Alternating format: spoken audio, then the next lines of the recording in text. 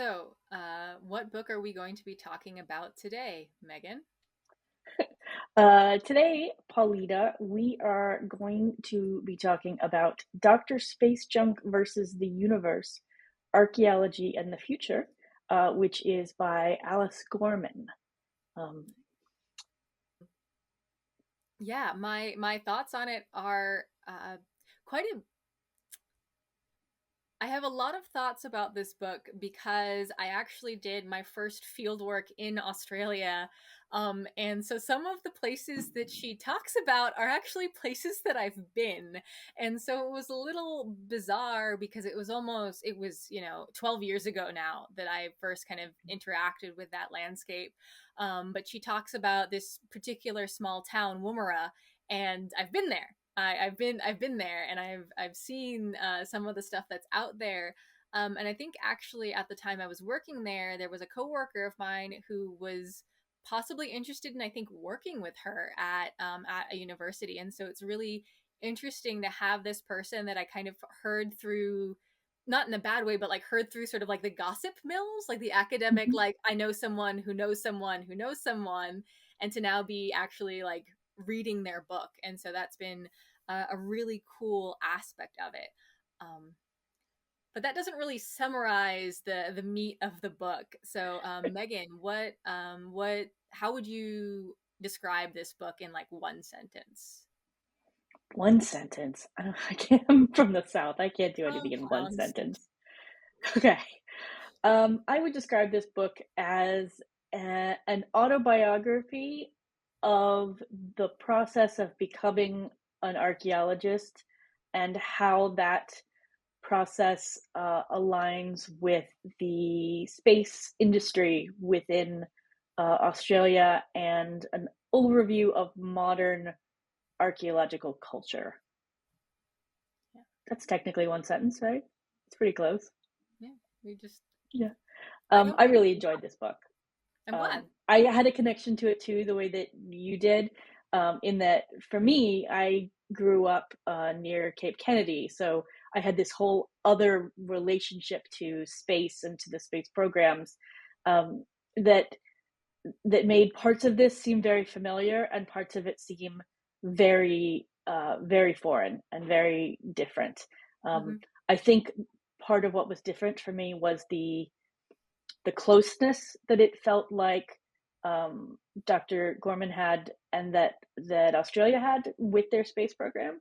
Hmm. Whereas in Florida, everyone, not everyone, but lots of people that I knew growing up as a kid had parents or relatives who did something with NASA, but it still all felt at like a little bit of a distance.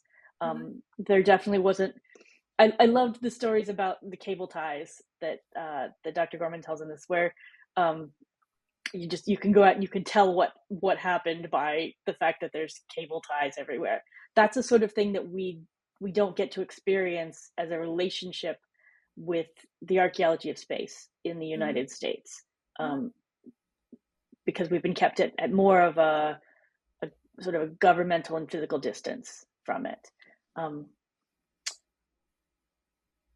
I'm just going to go on again for a bit here because the other That's thing I okay. really enjoyed in this Hmm. was the way that she talked about uh, how commercial archaeology integrated with the academic work that she's doing Okay. now, and like what it meant to be doing these kinds of commercial work. Because I think in a lot of the literature we get about archaeology and about becoming archaeologists, there's not much of a discussion about what it means to be out there doing the contract work and doing the commercial field work, and how you relate to the field differently because of this transactional relationship that you have.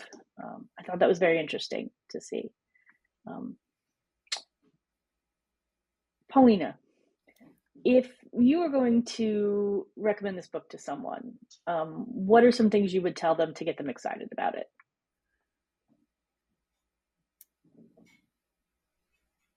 Some things that I would tell people to get them excited about it are if you really like sort of realizing how different the past is, even the recent past, from today.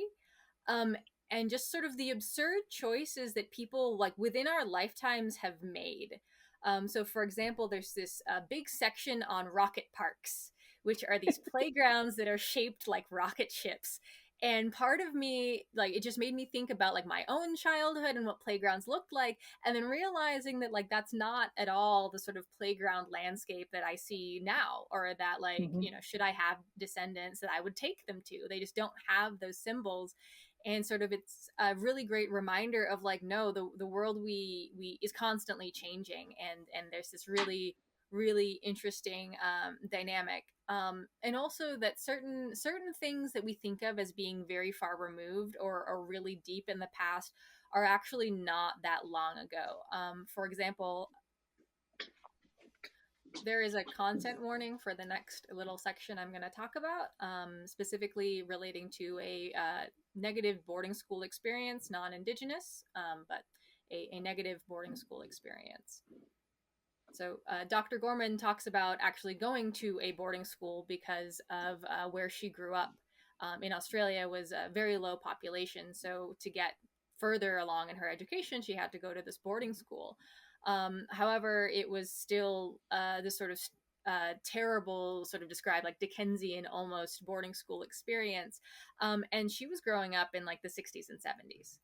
And so it's not that long ago that some really bad things have happened. And so I think it's really important, maybe not the happiest selling point, but if we want great reminders for that, things that we might think of as very removed are in fact not.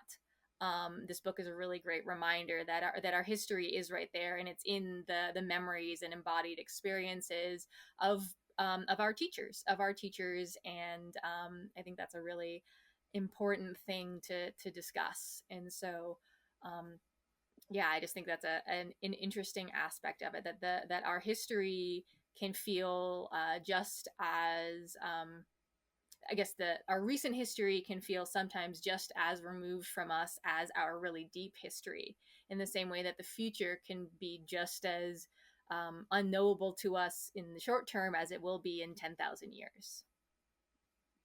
I think that's a really good point. I hadn't really thought about it, but in some ways, that idea of our teachers and what their history is, that sort of ties us to another one of the books in our series, uh,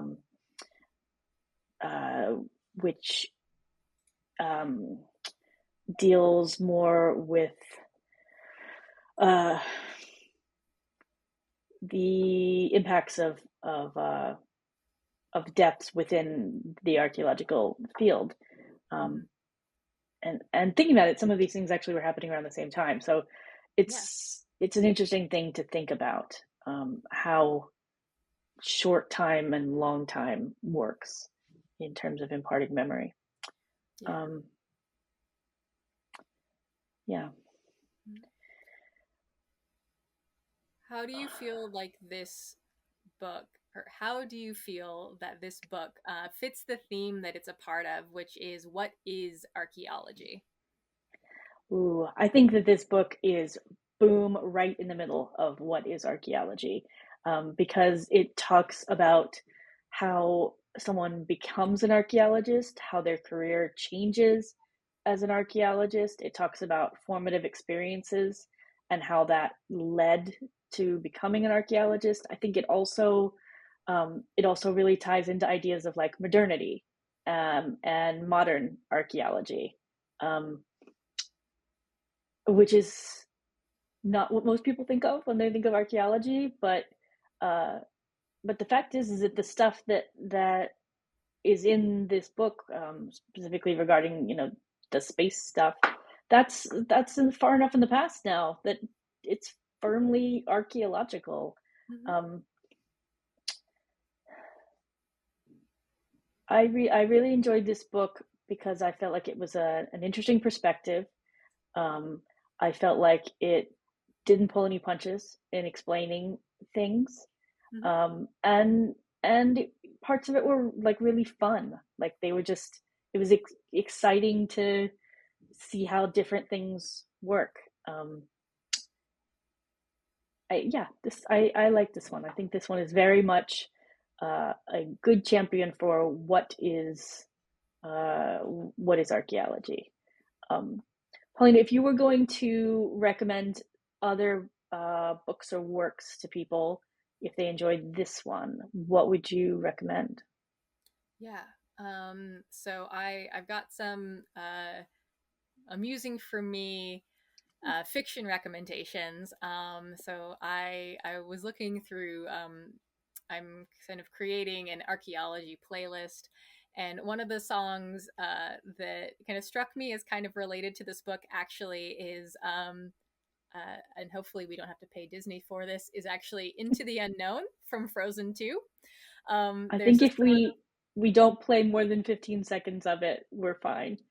yeah, great. But yeah, Into the Unknown from Frozen 2, just kind of this pull that Alice always had towards space archaeology or space at all, but then being attached to the ground and in physical archaeology. I think that that song kind of embodies that sort of push and pull of desire as far as eventually transitioning to becoming an archaeologist of the space age. As far as fiction sort of books, I think that Prime Meridian by Silvia Moreno Garcia is a really interesting one as far as sort of the desires to go to space, which Alice also talks about. And as far as sort of like humor style, and I do acknowledge that the author is in fact a Kiwi and not an Aussie. Thames and Muir's Locked Tomb series, starting with Gideon the Ninth, has a sort of cultural feeling. It's very different. It's about space necromancers, but it's got a little bit of space element. But there's a sort of quality of humor and a quality of being that I know any Kiwis and Aussies will be very upset that I make any sort of similarities. But there's a sort of just a more offhand, a little bit more off kilter relationship that I think kind of reminds me a little bit of the way that Alice Gorman describes her experiences and her sort of relationship with space that just made me think of that book. Today we talked about the book Dr. Space Junk versus the Universe, Archaeology, and the Future.